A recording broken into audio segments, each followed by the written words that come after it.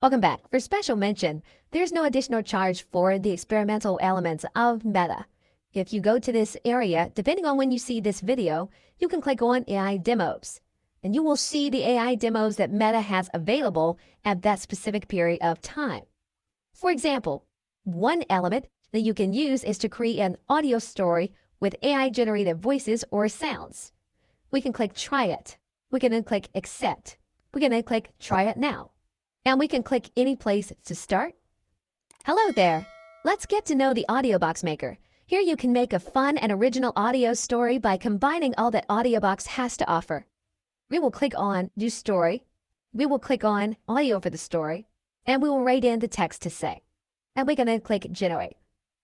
We will be talking about creating great video tutorials.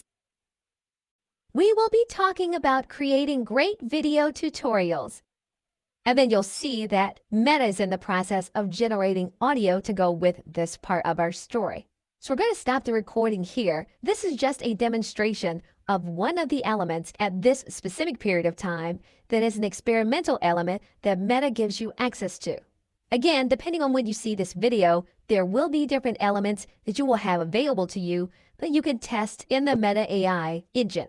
Okay, so thanks, and I will see you in another video.